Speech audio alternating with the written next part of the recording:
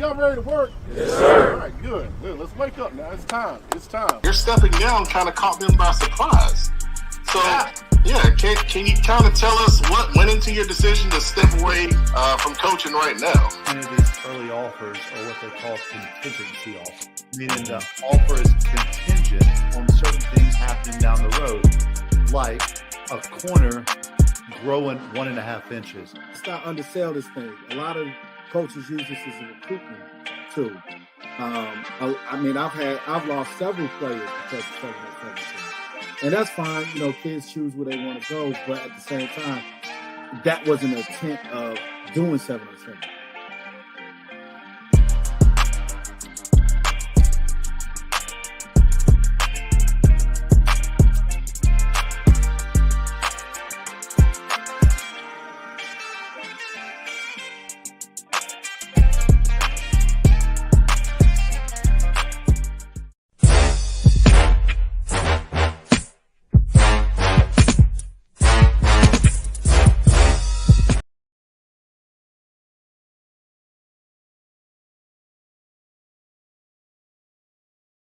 It would help if I turned my mic on.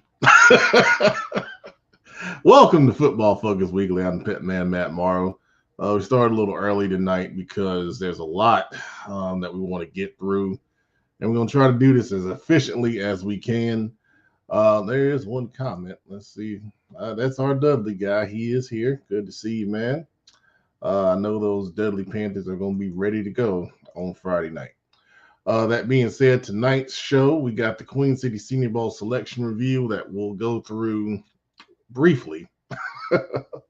All 80 players that were selected for the Queen City Senior Bowl. We got Dirty Dozen and CMS Best of Last updates. There's a hint, not a lot of changes in either one. We'll take another look at the RPI and state playoffs. With the RPI, we'll look at where guys are ranked right now. And with the state playoffs, we're going to use High School OT. They have a breakdown they're doing to kind of preview playoff matchups. So that's what that'll look like tonight. We'll preview 3 games, Lake Norman, Mooresville, Independence Butler, and then Burns and Shelby have a big game for our conference championship. We'll do a few game predictions, and then we'll finish with slime time. All right. That being said, I have one person here with me. He is I can't even talk. The defensive coordinator for the Independence Patriot JV football team, who is playing very well this season. Adam Big Eye Shelby Weber. What's going on, Pep, man? What's going on? It's rivalry week, man. It's time to let the past do the talking. You guys ready? Yes, sir. We're ready, man. Had a great week of prep. Get to set the tone tomorrow with the JV boys. We got to travel over there. Then we finish it off Friday night for senior night on our home field. So it's been a great week. Awesome, man. Good deal. What's your guys' record on JV? I think we 6-2, 5-2 or 6-2. One of those two. Okay. That's a good season. Had a tough game with Mallard Creek last week. It was a big game. Ended up losing by 1. But that was a great game for those kids to be a part of. Share out some of your JV guys, man. Who looks good? God, man, you gonna get me in trouble. Well, I can speak defensively. Defensively, I can speak. I can start with my sophomore safety, KJ Allen. KJ's been having a real big year for us. Even getting some time to play on varsity as well. Linebacker Nazir Hayes, sophomore kid. He's got to play in some varsity games as well this year. Okay. Then up front we got my guy Marino Fisher, a big time sophomore player, and another defensive end. Yeah, that we have. 6'5". Yeah, keep that on the low. I'm just playing. Boy, my guy Reno. Then we got on the other side of Reno, we got my guy Bruce Scutley Maxine. Wow. Okay. Yeah, he's a Haitian. He's been real good for us on the JV defense as well. And then we had a lot of guys that's been playing in big moments for us. We got a freshman linebacker, Eli Alexander, and another linebacker, named dang, you got me naming kids now. Miles. JV linebacker named Miles. Well, JV Rover Miles Lacrosse. I think that's how you say his last name. Okay. Then as far as DB wise, corner wise, we've pretty much been having 3 guys kind of hold that down for us this year. Tristan Campbell. Matter of fact, his brother is Lee Campbell that used to play at Chambers at Western Carolina. Yeah, his little brother Tristan. Another DB, Bentley Wyatt, and then we have another corner. His name is Yakari Bruce. Okay. So we got a lot of guys that's been contributing for us defensively. That's pretty much been playing good minutes. I will give a shout out to our JVD line last week, man. I played with 4 D linemen the whole game against Malley Creek. Wow. Yeah, so my guy Reno and Bruce, Elias Price, and Courtney Walters. I make sure I'm saying that. Walters 1 or 2. Mhm. They played pretty much every snap. Elias came out 2 plays because of his helmet. So yeah, man. So with the JV guys, it's been fun wrapping up our season, man. I've been learning how to do a lot with a little bit. Just trying to make it work, giving them guys something to believe in, and giving them goals to achieve to make sure they are ready to go when it's their time for varsity. All right, man. Good stuff. That's your JV Independence breakdown defensively. All right, so we got a few more comments. Karen Belk is here. Good to see you, Karen. Shout out to Karen, man. Big time fan. Coach Marsh from Philip O'Berry is here. And yes, Lee was a dog. He was a player, man. J-Man is here, ready for the showdown between Mooresville and Lake Norman. And then Laramie Watson. What's up, man? Good to see you. I think the Dudley guy left another comment too. Oh. Yeah. I don't know who that is, but I got love for Dudley though. I love Dudley, man. Hey, Dudley is one of my favorite schools, man. I love everything about Dudley, man. The swag, the way they play football on offense and defense. I love watching Dudley when I get a chance. Yeah, absolutely. My 3-8 favorite. Oh, okay. Well, we'll talk about that in a minute. Let's see. Mr. Hunt's here. What's up, man? Mr. Lackey is here. We're going to talk about your son in a little bit. And then Miss Audrey Weber is here. So my own mama spell her last name wrong. I just hey, mama, I love you, mama. My mama just got back. My mama just got back from Texas with my auntie. They went to see my second cousin getting married. Shout out to my cousin Tempest. Real nice wedding, man. But yeah, that's my mom right there. There you go. Well, thank you for watching, Miss Weber. We appreciate it. Stephanie Reynolds is here. Dakota McCann is here. Good to see you, Dakota. And there's a nice message. There you go. Yep. All right. A lot of love tonight on Football Focus. Yeah, it's gonna be a good night. A lot of love tonight, fam. We're gonna have a good night. Yeah, because after these Queen City Senior Bowl selections, I ain't got a lot of love. But anyway, that's the back when we talk about it. Well, we getting ready to talk about it right now. So, yeah. So we'll see. All right. So first of all, we're gonna do the East team, which is led by your guy Webb, DJ McFadden. So these first 10 guys here. Obviously, there's going to be a couple that you know very well, and I'll let you speak on those guys. Why don't you go ahead and do that? You got Justin Little and Brian Crowder there. Oh, yeah, Justin Little, man, very talented quarterback from Independence, man. 3-year starter, has won a lot of big games, threw for, I think he's closing in on maybe around 8,000 to 9,000 yards for a career. He's our guy. He leads our offense. Brian Crowder, who is committed to Limestone, a very good slot receiver, can play inside or outside. He can make the big catch. Very dynamic in the return game as well. Also, I can speak on our rivals down the street. Give those guys some credit. Jaden Williams, man, a real big physical running back. Most people see him and think he's big, think he can't move. He's very shifty and has speed for his size. And DeQuandre Kearns, man, he's lightning in the bottle, man. You want to make sure you know where he's at all times. He's very good in the return game as well. Can run any route, stretch the field, instant big play guy. And also, I know Henry Forrest too, man. Shout out to Henry Forrest, man. Real good receiver out of Northwest Cabarrus. Also can make the big catches. Pretty dynamic as well. Hey, man, this team right here, this East team gonna be hard to beat, man. I agree with you. And we're gonna bring on Coach Dub Rob Washington from Mountain Island. There you go. What's going on, Pep? How you doing, man? Man, I'm good. You got any thoughts on these guys right here? Absolutely. I would tell you about that Kearns kid from Butler. I remember watching that game they played. I think they was playing. Was it Langston Hughes?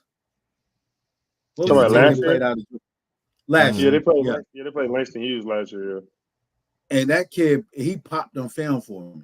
Like you could tell, like when you playing against like two very, very super talented teams where it got talent from top to bottom, that kid popped out of all those kids. And if I'm not mistaken, they had a couple of D1 players that was on that Langston Hughes team.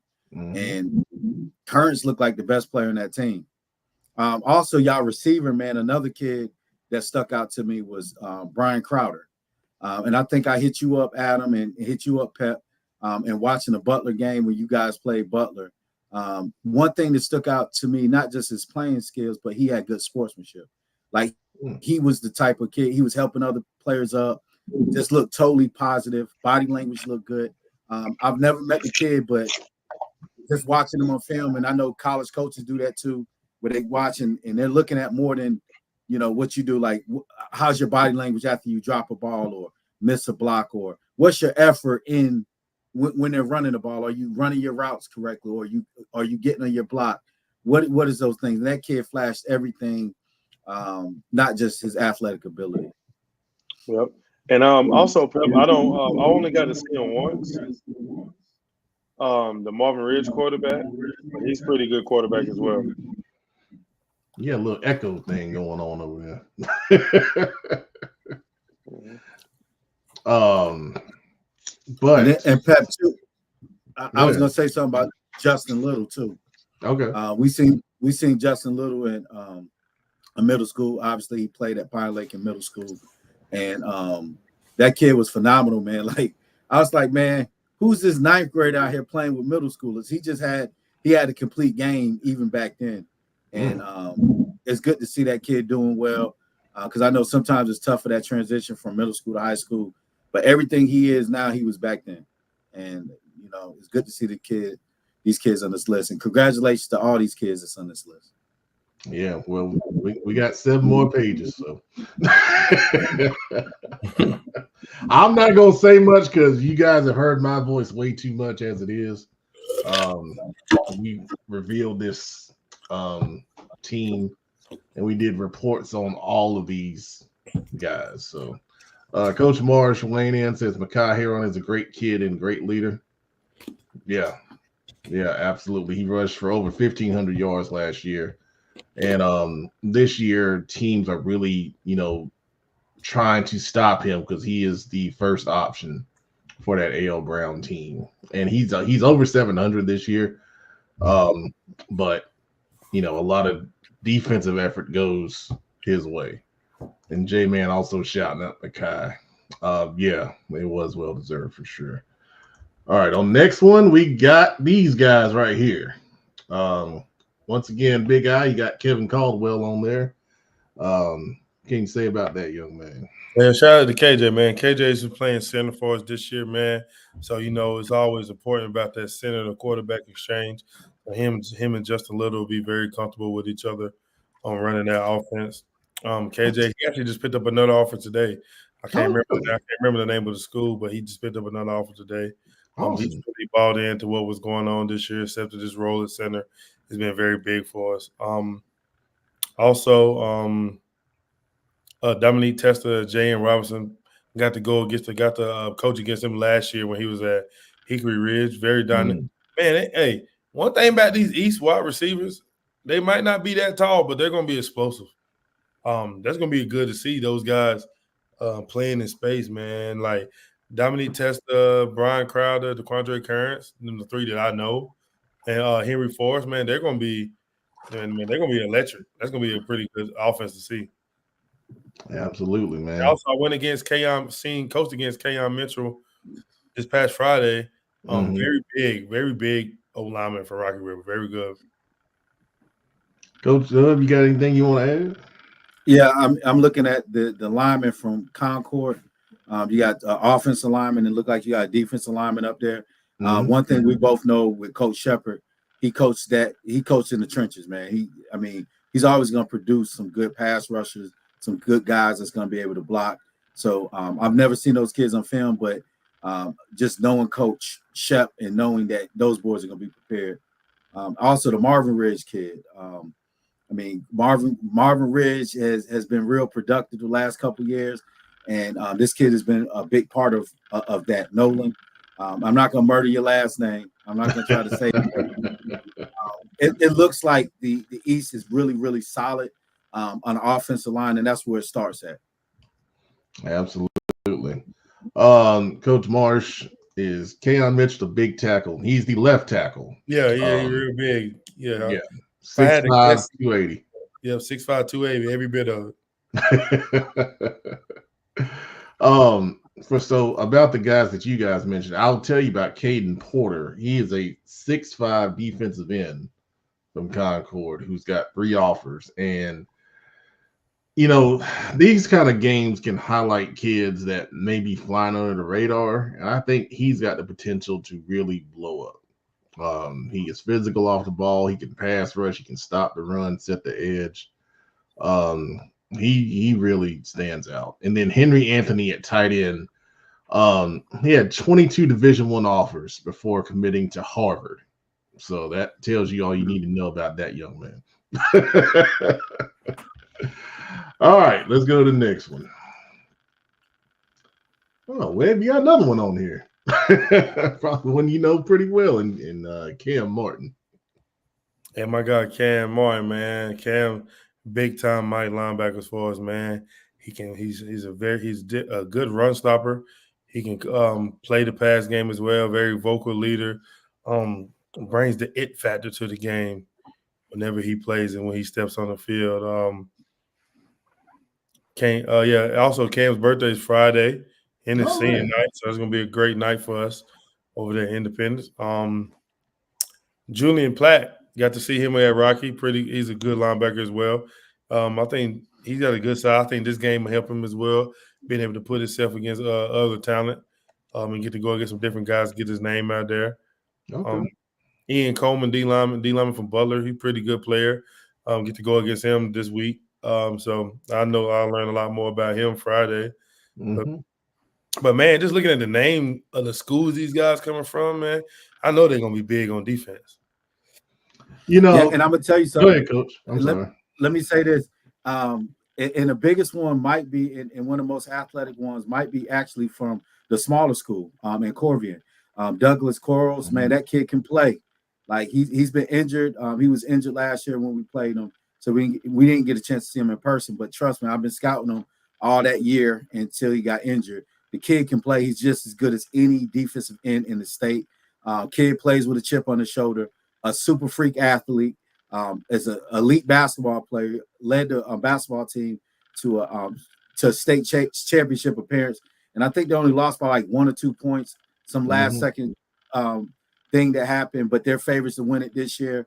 Also pushing a very talented Corvian football team. So I think out of all the names up here, and shout out to Cam Martin and his mom, Camden Martin and his mom, Tempest.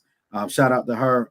But I think Doug Quarles is a kid that going into it, many people might not know, but the ones that know that this kid can play. And I very well expect him to put his name on the map at the Queen City Bowl. That's well said.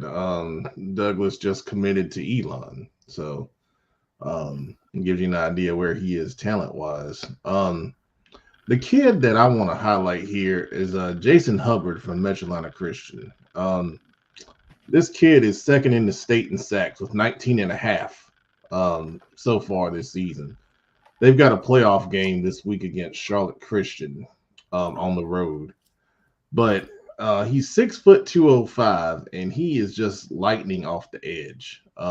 Just watching his film was incredible. I think against Country Day he had 6 sacks, and they were all legit sacks. You know how some guys stat pad and they'll call a tackle for loss of sack, but no, those were legit 6 sacks. So that's a guy I'm excited to see on this list for sure. All right, let's go to the last one for the East.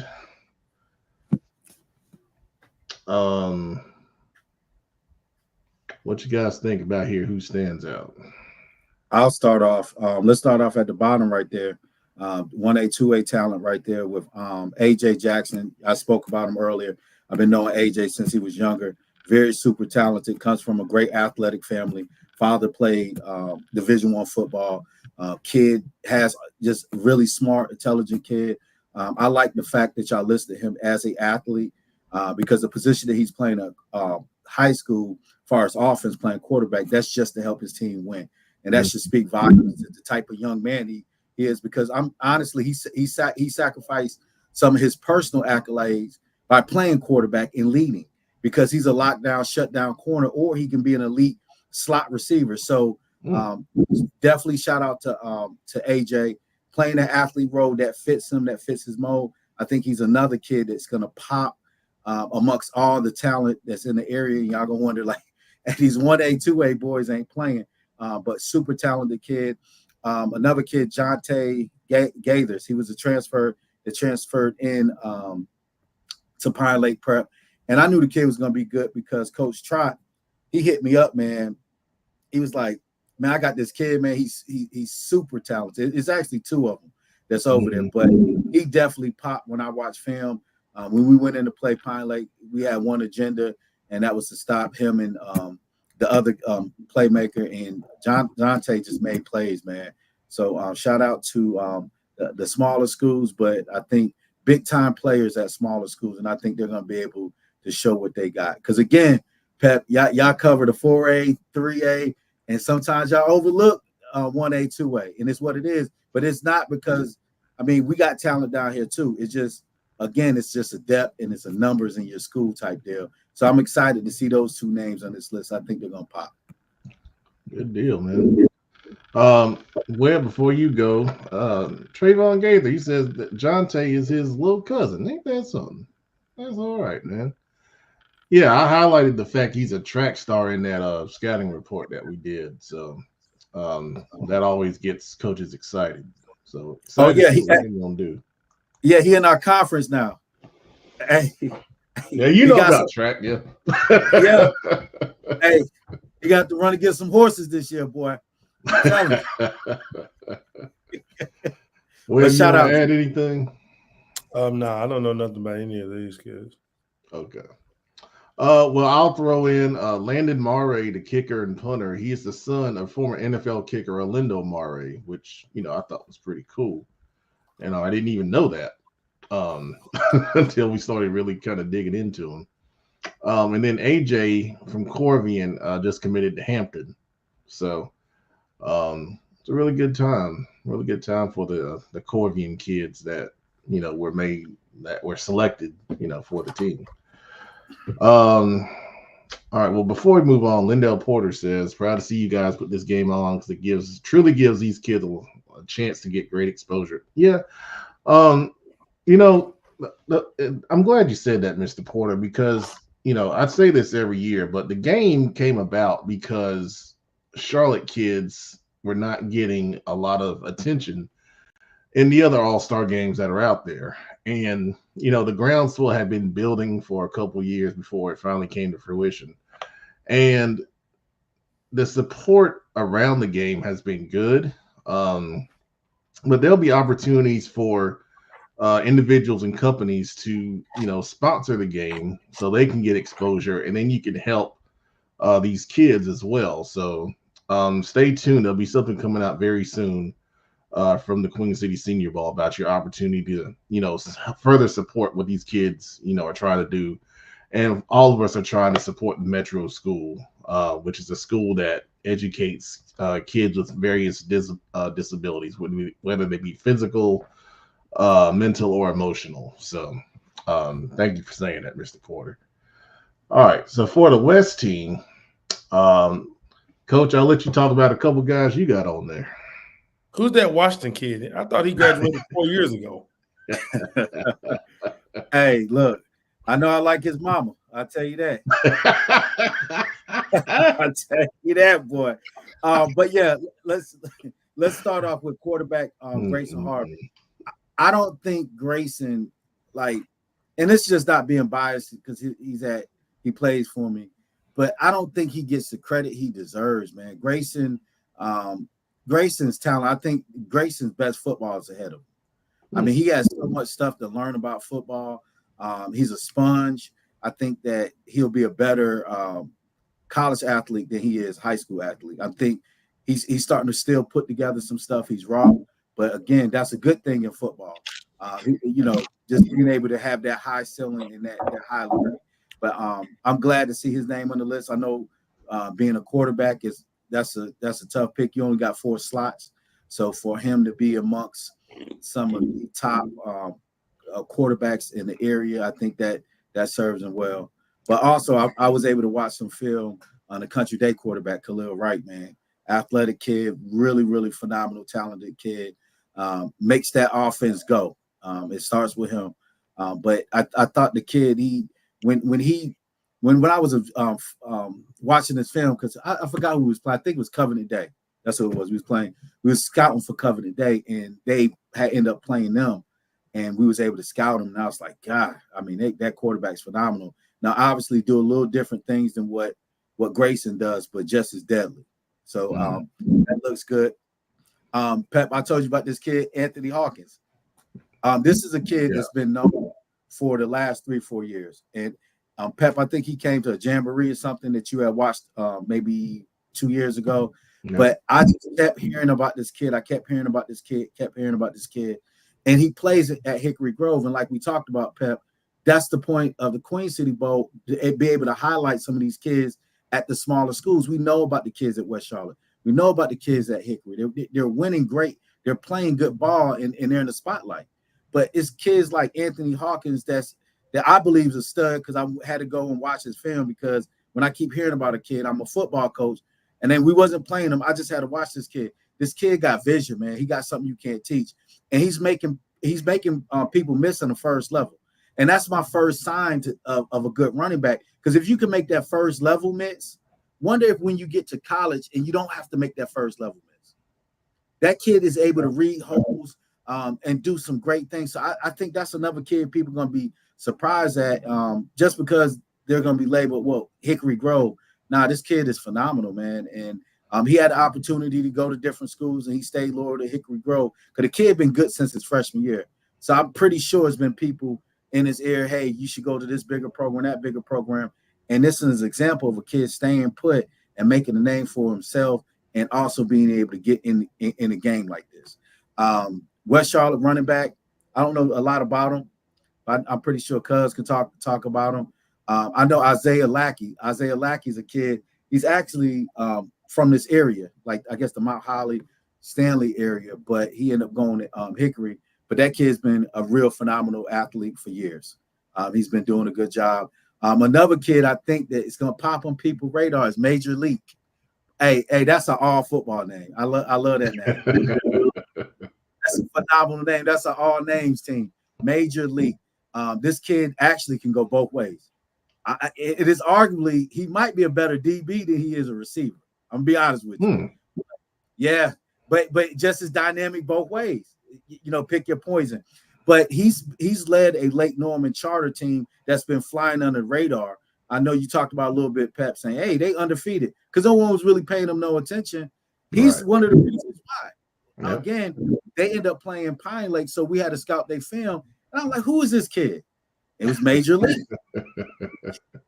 Kid can play, So obviously, Justice, that's my son, plays at Mountain Island, plays for me. But the kid, man, he's just returning back from injury.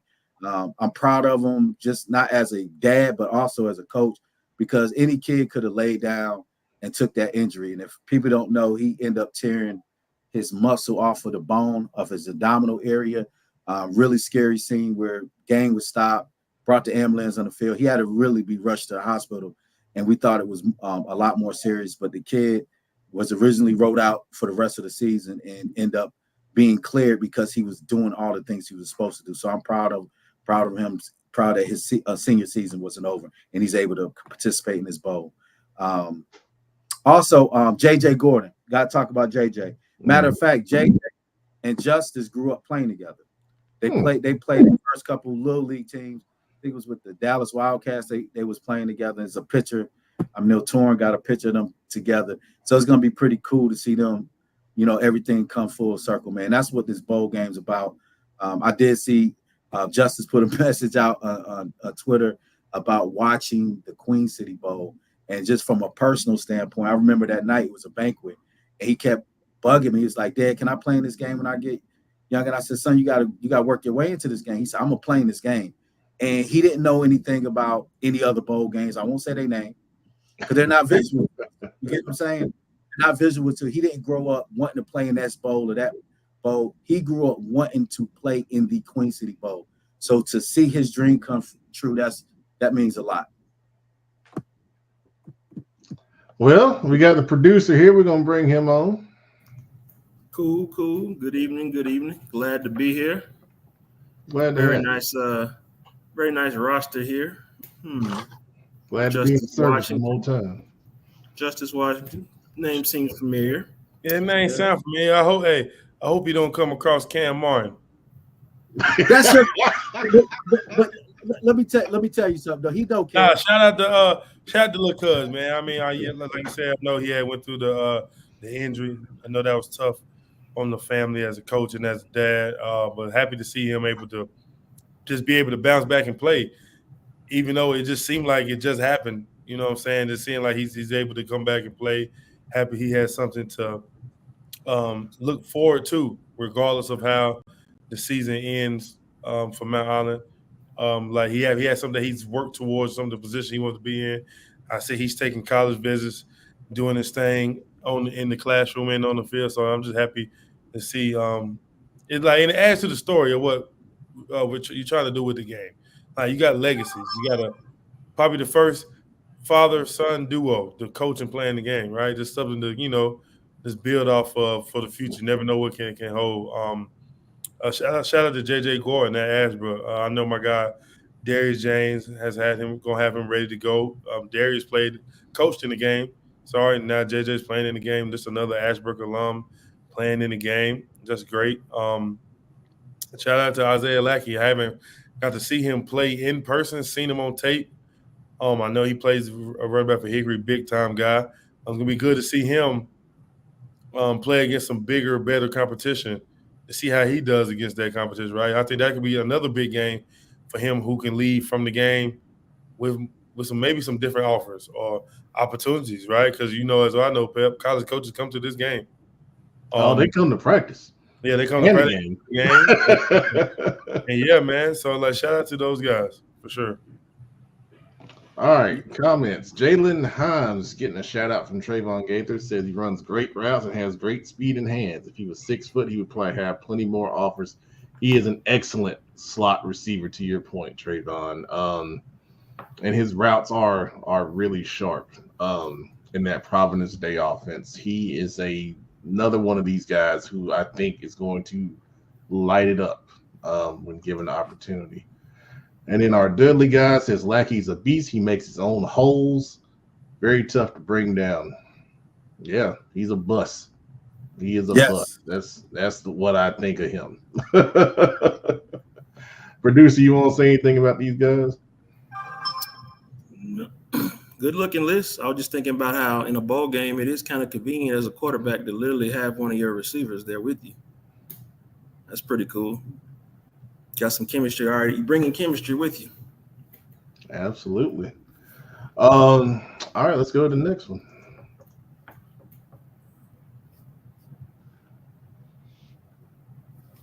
I thought these guys were really impressive. Several of these guys, but Coach Dub, I know you know one of these guys pretty well, at least one of them. It's to a grown man, Jack Smith. That's another one. I'm telling y'all gonna see some kids. I'm like, where did they come from, man? These kids can play.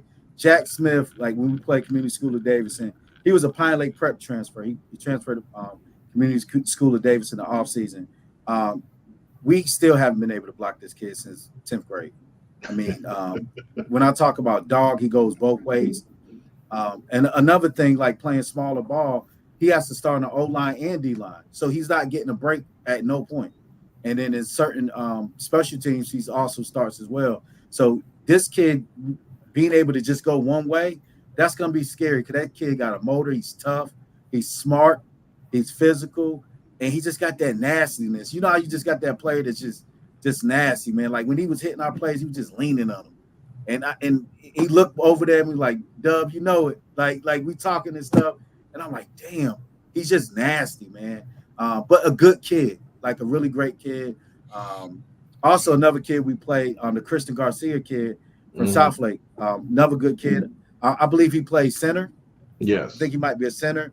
I know they moved him around a little bit, but that was another kid. I think he was a transfer. He came in from, I want to say East Bandy's or East Lincoln.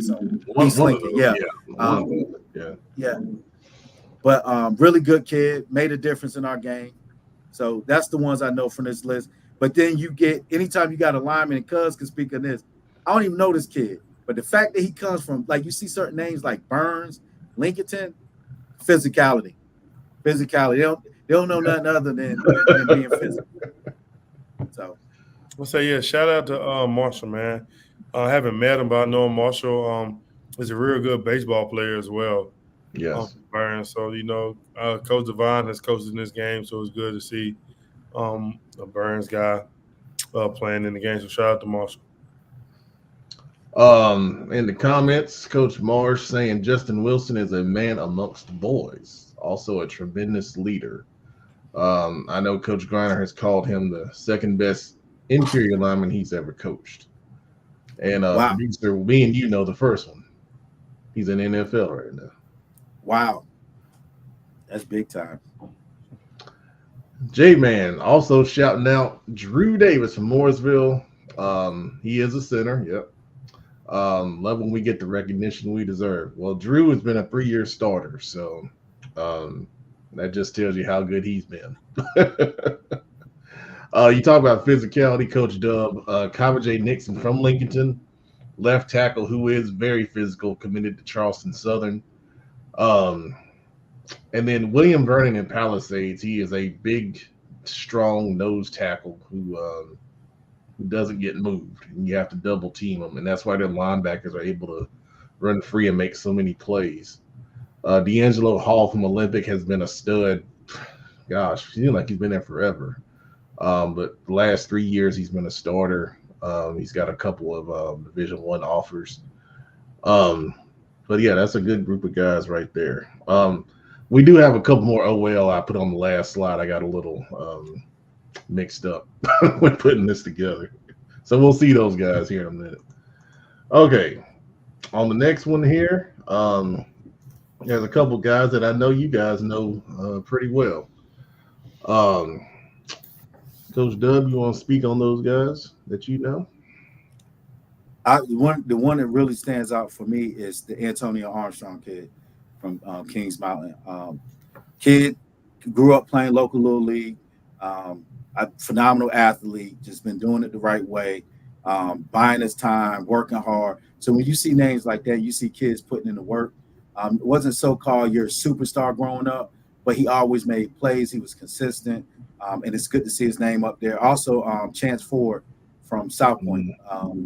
I mean, linebacker from South Point speaks for itself. I know Joe swears by this kid. I was able to see some film on him. I forgot who they played, but I was able to watch some film on him. Really good athlete, works hard. Also, linebacker from Huff, coming from a good defense.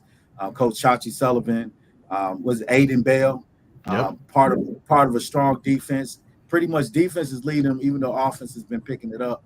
But really good kid. Nazir Thomas from North Gaston. I was able to watch them when they played Bessemer City. Kid was real disruptive, played well, had a good motor. I thought he did a phenomenal job of staying with his assignments. But I think they ended up losing to Bessemer City, but it wasn't because of him. He played well. Of course, Jeremiah Pagan from Ashbrook. I mean, know the name. He's one of the leaders on that team. He's one of those players that will keep me and Coach James talk, because we talk quite frequently. He's always raving about his players. That's one thing about Coach James. He's going to advocate and he's going to talk up his players. And this is one of the kids he always talk about, in addition to several other kids. But I hear Jeremiah a lot. So I know he must be a ball player. Yep. Oh, yeah. Shout out to Jeremiah as well. I got to see him play against Crest. Very good sized player on the defensive line. And I agree with Pep, too. I'm not Pep, sorry, with Dub. Antonio Armstrong. I got to see him up close in person. Actually see his growth over the last 3 years, because he was a D lineman for, I think, the first 2 years. Unbelievable pass rusher, very violent. And then seeing him be able to make the transition to linebacker this year in his senior year, how he's been able to lead that defense. And if anybody's familiar with Kings Mountain and the Queen City Senior Bowl, he's going to give you that A.J. Richardson type vibe. Right, he's going to be out there, and he's going to be loud. He's going to be talking junk. He's going to have the swag. He's going to try to hit you hard. He's going to lead, and he's not going to shy away from any contact or anyone. So it's going to be good to see him put on a show against the local talent from the area and against the Charlotte kids. Also, Tank Ruff at Crest, very dynamic, very athletic kid, very good player. Got to see him as well when Crest played Ashbrook. So, yeah, so shout out to those guys in Cleveland County getting some recognition. Yeah, absolutely. In the comments, Melissa Armstrong, thanks you guys for what you said there. And she also says that she's watched so many of these guys grow up, and it's going to be amazing to watch them play together one more time. So good stuff right there. Mr. Happ is happy for Mr. Aiden Bell. I know he is a big Huff fan. Stay tuned, Jason. We got something for you. Coach Marsh shouting out his guy, Marquez Allen from Barry. Really good athlete, great kid. Bought in and believed what we're trying to do. There you go. Good stuff right there. Joe Hughes checking in, says Antonio plays like an old South Point, South Carolina guy. Flat out hunts the football. Good stuff right there. All right. Dog. Absolutely, Mr. Lackey. Your son was very deserving. Very deserving. I can't say what I want to say, but he was very deserving. Reduce, you gonna add anything on these guys? I think they covered it. So all good. There it is. Next one. This is the last one, by the way. Oh man.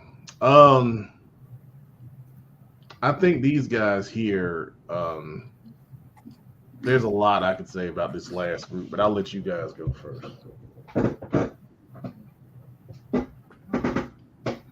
I guess I'll go. I'm gonna go to small. I'm gonna go to small ball again. And Pep, I've been telling you about these names for a couple years. Brandon Elbert, kid can play. It got to the point because his dad, he's real humble by his son, and I was like, dude, your son's that good, man. Like, you gotta speak like.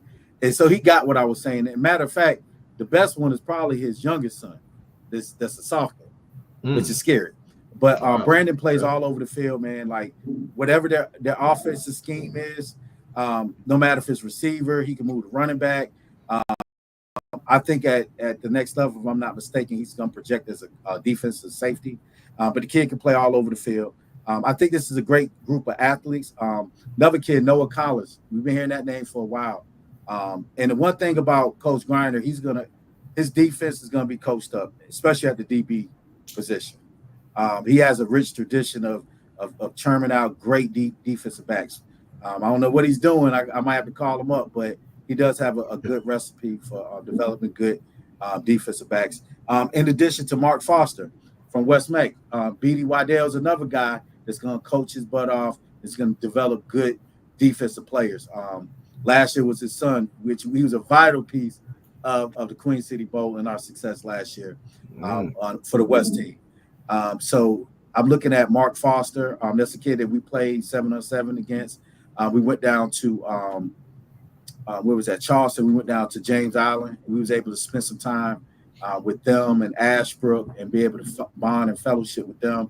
We got a chance to go to a couple 7-on-7 tournaments, and that kid popped really good. I think that kid's one of their leaders. And just to me, when we played against him, he was communicating, really dominant player. Good stuff, man.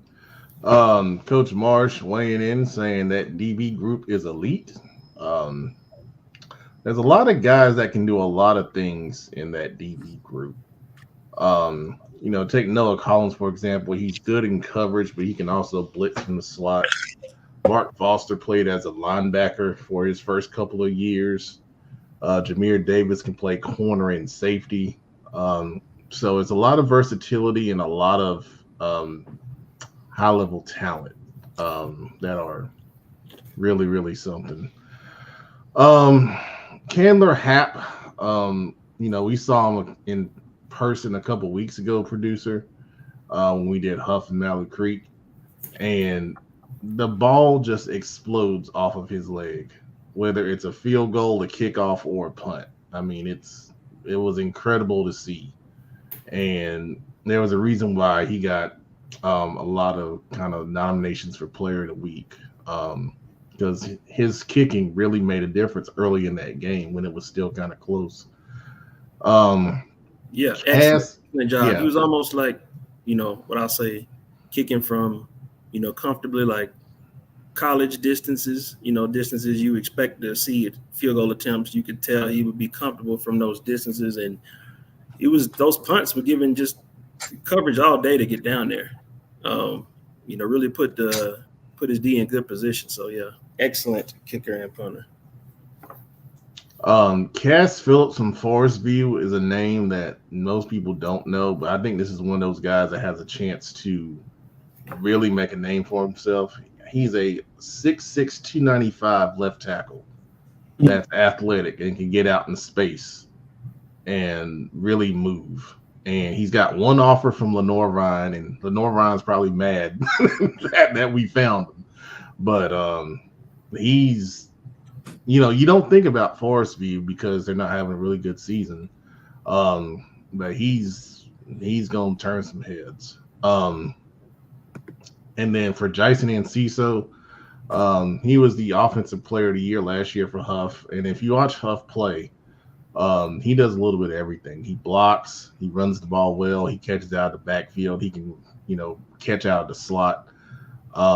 He's a guy that, they may have, bigger, more recruitable names, so to speak, but he is the guy that really makes that engine go, for sure. Let me see. We got any more? Mr. Mitchell here says Candler, Jason, and Deontay Berry from Huff, absolute game changers. Yeah, we interviewed Deontay after the game. He was the homecoming king, and he did that in his crown. I thought that was pretty cool. But he's a heck of an offensive lineman as well. So once again, congratulations to all those guys. And we're going through the confirmation process, and I think we've got 10 left that have not confirmed their spots. But I think the vast majority of the guys that were selected are going to play, which is exciting. There'll be a lot of things coming down the line that we're going to be excited to share, as the Queen City Senior Bowl gets closer. So everybody stay tuned. It's going to be a lot of fun. 30 Dozen sponsored by the Queen City Senior Bowl. Not a lot of changes in the dozen this week. There's a lot knocking on the door. South Point moves up to 12 because of their win last week. But I did put it out on social media right before the show, so I hadn't got a lot of comments like last week, but they might be coming anyway. But the cool thing is we're right at the precipice of the playoffs. We got the extra week next week. But a lot of these teams are playing well, and a lot of them could be considered contenders in their respective classifications. Any thoughts on the dozen this week? It's your list and it's fluid. Thank you very much, Big Eye. Appreciate it. Third, CMS best to last. Not a lot of changes. I did move Valentine Ridge up one spot. That's really the only change. Everybody else is pretty much locked into where they are, which at this point in the season, you pretty much know where everybody stands. So, any thoughts on the CMS best to last? I love it. It's your list and it's fluid. Thank you. Love it. Week 11 game previews. Lake Norman and Mooresville. J-Man, was on here. He's excited to get ready to play in that game. If you don't know who we're talking about, J-Man, Jadarius McCombs is one of the running backs from Mooresville. He's a dedicated watcher of the show. But this is a big rival game, and it's going to shut down that area of North Carolina. I suggest the game, I think it starts at 7. So if you leave by 5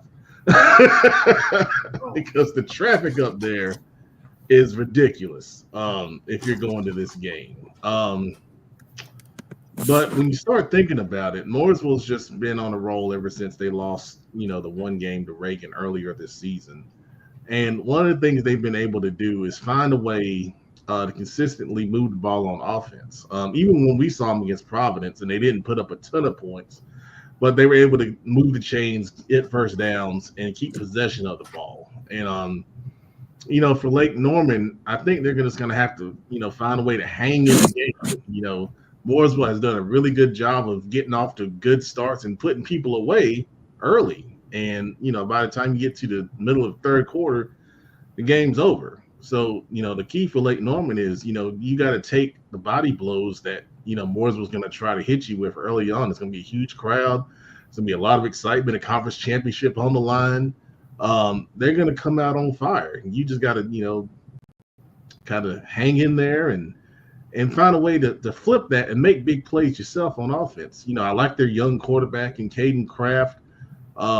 He's really doing a good job in, leading Lake Norman to finding ways to win. Like last week against South Iredale, they were down, and he's been kind of a comeback king. He helped lead a comeback for those guys, and they found a way to win. And that's the one thing when you're a team like Lake Norman and they've been in these close games, and they just find a way to get a key stop and then find a way to get the score to take them over the top. If you're Mooresville, you want to put them away. You want to take the drama out of it, because in those close games, they always find a way to execute and get it done. So, any thoughts on Lake Norman and Mooresville this week? It's on our short list. So I don't know. J-Man said, go ahead and put a W in the win column for them. As he should say. I wasn't going to put that on the screen because I feel like that might show up somewhere, but he did put it out there. So it's out there. Oh, man. The second one is a rival game that we know pretty well. Butler and Independence. Big Eye, you want to say anything about it? One of the biggest rivalries in the state. Will be my third time being part of the game. Been a lot of talk since the summertime from their school down the road. So now it's time to put all those Twitter fingers to rest. Put the ball down and let's get after it and let's play. Rich tradition in the state with this rivalry. And last time we played Butler, we beat them in the playoffs. They got us in the regular season. So they got the King of the Hill trophy. So we're looking to get that trophy back over here on Patriot Drive come Friday night. Very good football team, though. They played a pretty tough non-conference schedule in the beginning of the year. So people kind of look down on them, but it's still a very good football team with a lot of explosive players on offense and defense, big-time players on offense and defense. So, it's going to be a good game. You got to throw records out the window when you're dealing with rivalries, and may the best man win Friday night. So is that in the official trophy policy that a playoff win doesn't move the trophy? Yeah, it's only for regular season. Curious. They only count for the trophy. They only count it for regular season. I thought the same thing with like whenever it's just playoffs. Like if you just play each other, period, it flips. But nah, because whoever wins the regular season game, because it's called King of the Hill. Oh yeah, they're gonna. It's gonna be.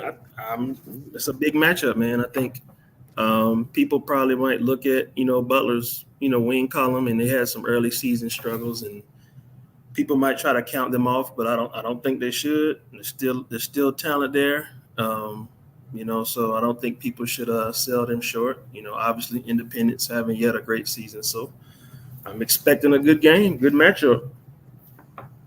Shaquan is going to this game, so we'll have a highlight package. And I think he said he's going to try to take pictures too.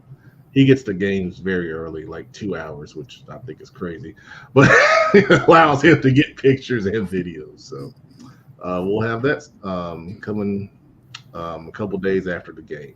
So good stuff. Karen Belk, of course, is saying "Go Patriots," so I'm sure she'll be there. Karen, feel free to share your thoughts on Friday Night Live as well. You've been doing some great stuff with that the past couple weeks. Did I tell you I finally got to meet Karen? Did I tell you I finally got to meet Karen? Oh, awesome. Finally, after 3 years. She was in the front. Just so happened to be dropping off some items for Hurricane Helen relief that we had set up at the school. And I bumped into her, just literally bumped into her. And she said, "Big Eye." I said, she's like, "It's Karen." I saw, gave her a big hug, finally got to meet her, man. She's a nice lady, nice lady, man. Nice, very nice lady. I could just imagine somebody yelling "Big Eye" in the hallway. Cookies in the wild from the shop you turned me on to. So now we got a big game Friday. Yeah, that's all right. All right, then the last game, Big Eye, you know about. I put it on here for you, Shelby and Burns. What do you think? Oh yeah, man, big game, man. First off, let me shout out to my little cousin, man, Xavier Wilson, senior night at Burns, big time player for Burns, man. I'm proud of everything. I'm proud of how your senior year's been going. I'm proud of you individually as a person, just as becoming a young man. I wish you the best with your future endeavors, man. I'm happy for anything that comes your way. That's positive, man. And it's gonna be a good game. It's for the conference championship. Also with 2A playoffs on board for that. So you got to look at it like, the winner of this probably will get a top seed in the playoffs. For some reason, Burns has been getting looked down on this year. People really haven't talked about them in the 2A aspect. But Shelby and them both have 2 losses. Shelby lost to Crest and AC Reynolds, I believe. Yes, and I think Burns lost to, I think Kings Mountain and Crest, if I'm not mistaken. So they both have the same record. So there's gonna be a lot riding on this game. Shout out to the guys at Shelby going in there. Also, give me a shout out to my guy, Coach David Devine, head coach at Burns. So it's a lot. Our OC was at Burns before. So those guys are friends. A lot of back and forth going on during the week. So yeah, it'll be a pretty good game. And it's a rivalry game. Like I said, you got to throw out your records. Put the ball down. Let's play, man. So if you all could only see what we see, it would be something else, I tell you. All right. So also I want to say for Butler Independence, Butler's playing for their playoff lives here. We're going to look at the RPI after we get done with the predictions, but they are really close to the number 32 spot. There's 32 teams to get in each side of the classification. So a win would obviously help their playoff chances immensely. A loss, they're squarely on the bubble. So we'll see what happens in that one. All right, week 11 predictions coming down the line. Mount Pleasant at J.M. Robinson. I will go first, and I will take J.M. Robinson. Mount Pleasant is good though. They're 8-1 on the season. Big Eye, what you got? I'll go with J.M. Robinson. All right, Coach Doug. J.M. Robinson. Producer. JM. Clean sweep for the Bulldogs. All right, Piedmont at Parkwood. Both teams are 2-7 on the season. Producer, what you got? I'll go Parkwood at home. All right, Coach Doug. I'm gonna go Parkwood. But Pep, this is gonna be a great game. Slept on game. 2 evenly matched opponents, but Parkwood. Thank you, Coach. Big Eye. Give me Parkwood, man. Shout out to my guy Sam Mo. All right, we're going with a clean sweep for the Parkwood Wolfpack. I think the Wolfpack, right? I think it's Wolfpack. All right, anyway. Next game is the Bell game. A.L. Brown at Concord. Both of these teams are 4-5 on the season. Coach Dub, what you got? I'm gonna go with Shep Concord. All right, producer. Spiders. In the words of Kenneth McClamrock, that green and white team in Kannapolis. Big Eye. I'm going with my guy Coach Shep in Concord. All right. I'm glad we didn't get a clean sweep because that would have cursed them. Yeah. We got a Gaston County matchup. Both teams have 1 win on the season. Stuart Kramer in Forest View. Oh, Big Eye. I'll go with Stuart Kramer. Coach Doug. Forest View. Producer. Forest View. I'm going with the Gaston County expert in Forest View on that one. And then, well, there's Joe right there. Well, there you go. Thank you, Joe. Appreciate that. Finally, the other Cleveland County matchup, Kings Mountain and Crest. I believe both of these teams have Crest is 8-1, so Kings Mountain I believe is 6-2. Anything. Anyway, I'm gonna pick Crest. Big Eye. I'm gonna go with Crest. Can't stand that other school. Coach Doug. Crest. Producer. I've seen them this year, so I'm going Crest. Joe says both with 1 loss in conference, and it's a huge game. So we went with a clean sweep of Crest, so hopefully there's no curse there. All right. Friday Night Live is every Friday night at 11:45 on these same outlets. It's your show. We talk about what you post. We have scores, commentary, and more. Make sure you come join us. We're sorry, Joe. We're sorry. Well, Joe could add a pick in there, and it won't have to be a sweep. Yeah, Joe, what's your pick? He could, remove the sweep. Sure could. Who you got, Joe? Go ahead and say King's Mind. Let's go. Oh man, he's mad because he's gonna hear it. We won't be there, so he has to take. That's the true. for us. That's Oh, true. he's there. Oh well. I'll put Clean that. sweep. Hey, we could end up on somebody's video. You come All with right. us, Joe. So, High School OT has done a projection based on RPIs. So we're just gonna roll with their projections. I don't want to go through the RPIs because this is already taking it into account. So, if the playoffs ended this week, these are the matchups you would see. We're starting at 4A West, but we'll go through all the relevant brackets. Some interesting matchups here. Catholic and Porter Ridge. That's fundamental football going against each other right there. Palisades and West Cabarrus, would be interesting. Huff and Myers Park would be a rematch from earlier this season where Huff dominated that game. West Forsyth and Olympic, I think, would be a good game.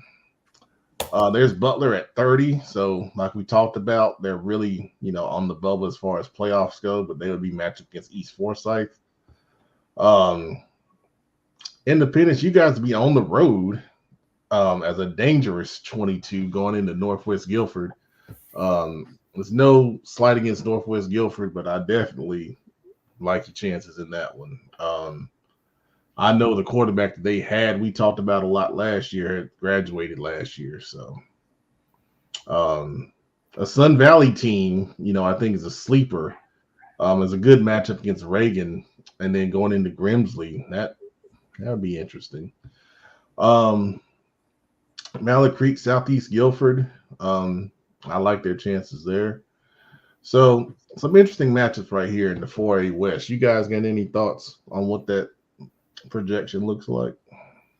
I think Butler at 30, Independence at 22 is very, very scary. That's not your typical low seed like that. That's tough. It is. When we get into 3A and you start seeing, the Big South has, I think, 5 really good teams, and you see who the low seeds are there. So they do a last 5 in and a first 5 out. So if you didn't see your team, you'll see why. Chambers is the 4th out. North Meck is the 5th out. A.L. Brown's the 2nd out in 4A West. Teams that aren't. They're not. Last week of the season. This last week of the season is going to be huge. Based off who wins and lose. Absolutely. So you saying a lot of teams can still get in? Yeah, they can. Because, we did the RPI formula last week, and, a lot of records are going to change. Yeah. And the biggest component in your RPI is your opponent's winning percentage. Hey, Pep, do you know the last time Chambers missed the playoffs? Oof. Wow. That's a good question. What, 15 years? Something like that. Maybe. Yeah. It's been a long time. Both them and Butler have had a long run without missing. All right, so we're going to look at 3A West.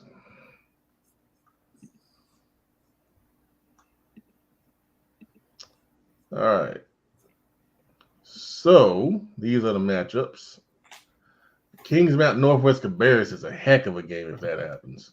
That is a good one. West Charlotte, I think, would love that draw if they got that.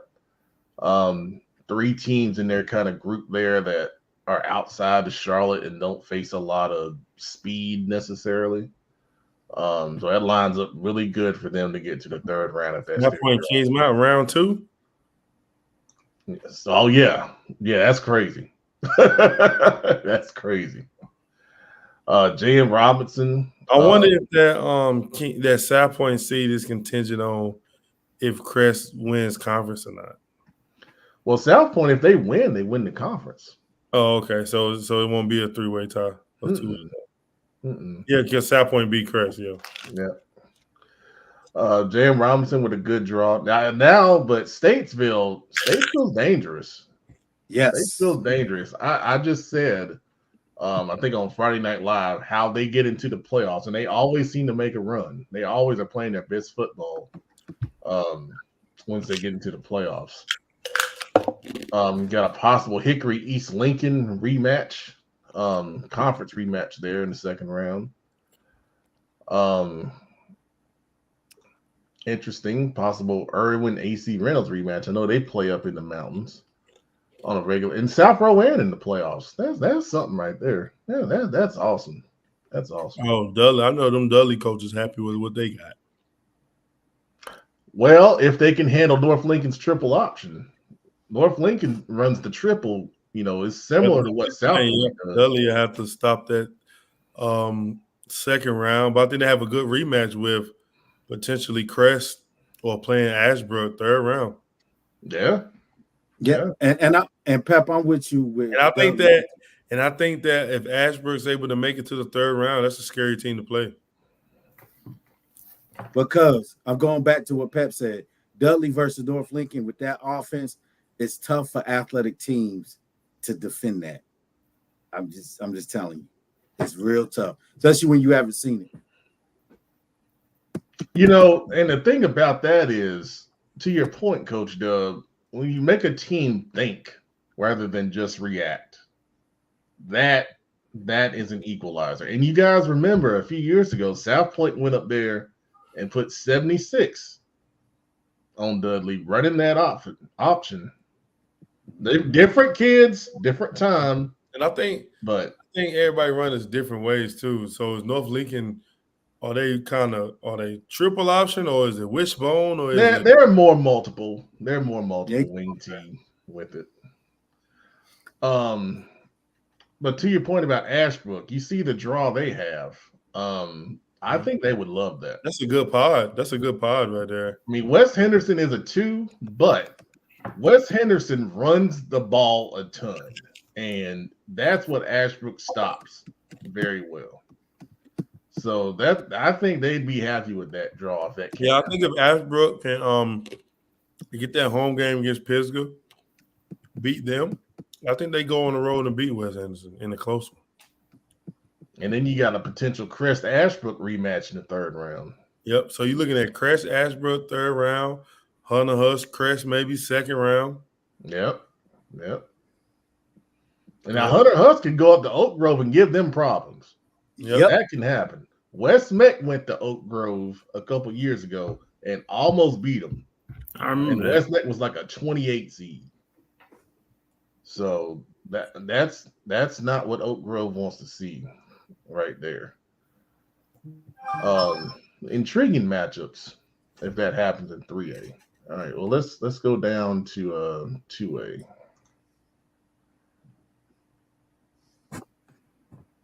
I see you, Dudley. I'm gonna put that up in a second. Well, I'll put it up now. He says they can stop the triple option.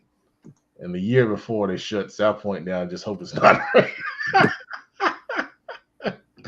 Yeah, that would make it tougher for you guys for sure. All right, 2A West. Let's see what we got here. All right, well, those are your guys. Reidsville, number 1, big guy. Yep, so Shelby had to see Reidsville again in the 4th round. They want to make it. Oh man. I think we'll see that matchup. Yeah, our boy Coach Tatum Walkertown team playing East Rutherford 1st round in a potential matchup with Mount Pleasant. Oh man, that'd be a heck of a game. That's a good game right there. Yeah. Walkertown versus East Rutherford. Also, we know East Rutherford can really throw it. We know that. Yeah, and I'm looking at that number 9 versus 24. And that's going to be a tough matchup for Community School Davidson and West Lincoln equally, because it's a contrast of styles, right? Community School Davidson, they want to pass it around, and we know what West Lincoln want to do. Round the pound, baby. Yeah. Them Rebels, they run that ball down there. So that's going to be an interesting matchup. I like to see those matchups that typically won't happen. You know what I'm saying? It's like two worlds come together or whatnot. What you think about a potential Shelby Bunker Hill 2nd round matchup there? Y'all overlooking East Gaston? I mean, it's a conference rematch, man. I hate conference rematches in the 1st round. I think Shelby can take care of that. They'll take care of Bunker Hill. A different team when playoffs come around for Shelby. Okay. I think I wouldn't sleep on Anson, man. Anson plays in a tough conference. They do. And you talk about athletes, they got some athletes down there. It's a tough conference. Because they got Forest Hills and Monroe in their conference, right? Mm-hmm. Yeah, so. So Forest Hills and Randleman just got upset. Did Trinity beat Randleman, producer? Is that the game you showed me? On Max Preps? No, I don't think so. No? Who did they beat? I don't know. Trinity just knocked off somebody that was big time. So they're a dangerous 30. Forest Hills is playing better. Their quarterback, Zach Dilworth, is really starting to cook. Salisbury and Lincolnton potential second round matchup is interesting. Yeah, that'd be a good game. And then a Burns Monroe matchup. Producer, we were at that game in the 4th round a couple years ago. Yeah, that'll be a different game. I remember that. That's a different team. Two different Yeah, it is. It is. It's definitely a different team. Hey, Pep, you're right. You're right about Randleman. Trinity upset Randleman last week. Oh, okay. No, that story writes itself right there. Very difficult to beat a good team twice, especially a team that's only lost once to you. So there's a lot of motivation in that if that happens. All right, well, let's finish it up with 1A. Oh, thank you. You guys are on it. Yeah, appreciate that. Thank you, Dakota and Trayvon.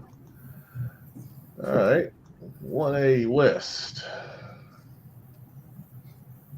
Okay.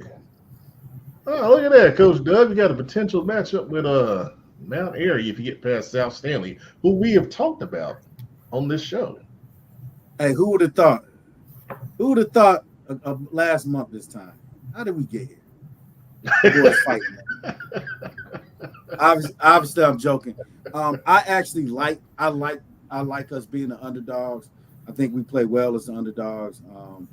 I think we're battle tested. We went through a lot of learning, a lot of games that we could have won, lost tough losses, and our kids are picking it up at the right time.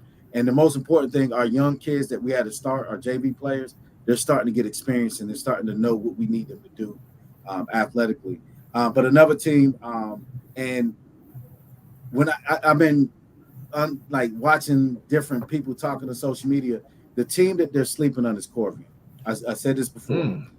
You got a lot of mountain teams that don't really know how we play ball over here, or they're not familiar with us. Corvian is dangerous this year. This is that 1 year they got. Every team has that one special year. This is Corvian's year. They got all the pieces. They got a great offense. They got a great defense. It's really no weaknesses. They're strong on the D line, strong linebacker, strong DB, strong quarterback, strong O-line. They're big up front. So the thing is that when most charter schools struggle at is when you go to the mountains and you have to play some of those bigger boys. Corvian has the O-line. Corvian has the D-line. They have the speed, and they have the talent, and they have the IQ. So we're going to start seeing, people kind of like writing Corvian off as far as the deeper they go in the playoffs, and then you're going to start hearing the normal, why we got to play against charter schools talk when they start getting beat up. I'm telling you, it's coming, and don't tell me we didn't warn you, because I mean you think about it, Mountain Island, we had to take that butt whooping in the beginning for teams like Corvian to grow. So they're ready. They're ready to take off. So watch out for Corvian. But also a team, Mount Airy. Mount Airy is Mount Airy. They just got a kid that committed to what was it, Virginia Tech? Oh wow. So and I'm be honest with you, outside of I'm talking about the top seeds. I'm not talking about us. I'm taking us out the equation, but I'm talking about some of the top seeds. The only top seed in this whole bracket that could beat Corvian is Mount Airy. Oh wow. So Mount Airy, Murphy or Mountain Heritage? No. Okay. They're too talented. And again, we're taking ourselves out of the equation. I'm talking about the number one seeds. If you see them ranked, none of them teams on that's ranked number one can beat Corvian, but potentially Mount Airy. And that's an if. Okay. All right. Well, the bottom half of the bracket, Union Academy is having a really good season. North Wayne is always, one to watch. They've got a lot of athleticism. There was one on here. Oh, Starmount has a 9. I think they're dangerous. Because they got a favorite bracket right there because you thinking Bessemer City, Cherryville,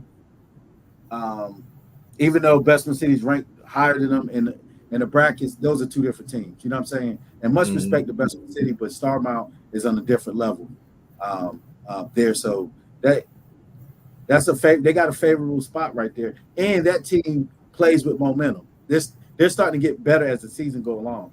So that's a tough out. All right. Mr. Dent is high on Mount Tabor. Where was Mount Tabor at? Did we I think I mentioned. Oh, they're at 12, and they have a potential second round matchup with Huff. Ooh, wow! Get a lot of talent on the field in that game. That'd be interesting. All right. Well, that's our look at the playoffs. Remember, the playoff seeding this year, because of the extra week, will be on Sunday, November 10th. So once the seeding gets official, I will come on and do the playoff show like I always do, go through the brackets, and everybody will kind of weigh in and share their thoughts. So we got a little bit ways to go, but we're almost there. And we're almost to the end of this show. And that means it's slime time with your favorite host, not me. So tonight on Slime Time, we're going to start with the producer because he's been quiet tonight. When he's quiet, I know he's got something on his mind. Is that what it is? That's what it is. I'm not gonna, neglect the importance of the election. So what I'm about to say has nothing is regardless of which side you fall on or where you fall in political beliefs. But I'm just gonna slime who's ever in charge of sending out the campaign text messages. I get it. I saw it. I've seen it. Like, there's just so many. Like, I think we can dial that back a little bit and still get the message across, man. Just so who's ever hitting that button, I'm sliming them. Yeah. It's very appropriate timing. Mm-hmm. Although I will say that you slimed this same thing a couple years ago. Yep. See, you used it in the open of the show. I remember that. I do recall. Oh man. Well, I'm gonna go next, and I want to slime people who want to send subliminal messages. I've seen a lot of subliminal messaging going on for different things. Tell them, Pep. And all I want to say is, all you gotta do is at me. You ain't gotta drop anything subliminally. Just at me. Shoot me a DM, man. Yeah, Pep. Talk heavy, Pep. Let's just talk. Get him, Pep. Talk man to man. Talk person to person. Because it's been, both sides of the coin. And, we're all human. And, I like to talk things out. So, just talk to me. You ain't got to, just keep going off on social media or, your podcast or your blog or whatever it may be. Because it's been in all kind of forms. Right here, man. Nothing but air and opportunity. Coach Dub, who you want to slime? Hey, let them know, Pep. Hey, they can get it over here. Look, after listening to producer, I gotta concur with that, man. Like, we're living in a very difficult time where everyone wants you to join their game, pretty much. It's not so much talking about actual policies and things that's going to be implemented, that's going to make this country good and why we should vote. It's more about bashing the other side.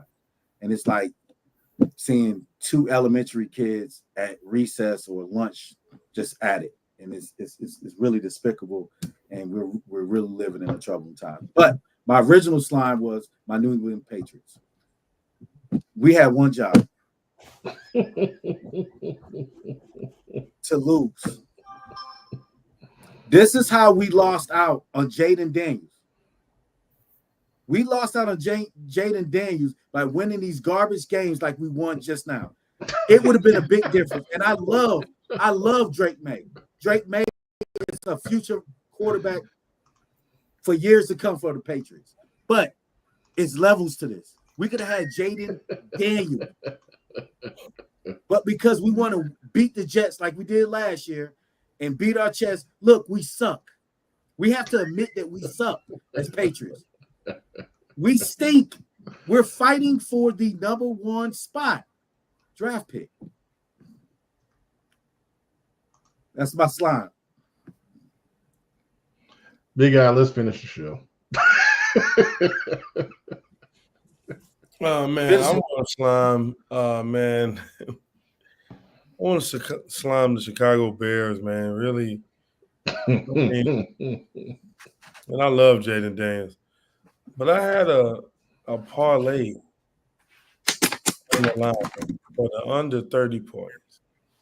When I turn on this game, I see it's 3 seconds left. I'm like, oh, it's a Hail Mary, and I see the Bears only rush 3. I don't understand, especially NFL with each level, the talent level rises, right? Why don't you put no pressure on the quarterback to get rid of the ball instead of letting him sit back there and move around?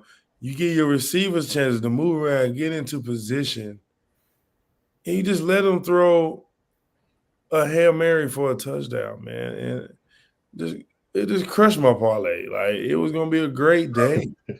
All green. I just need one more thing to get covered, man. And I'm just like, wow, man. Speechless. Sad when your parlay gets took on a Hail Mary. That's a bad beat, as they would say on ESPN. All right. Good night, everybody.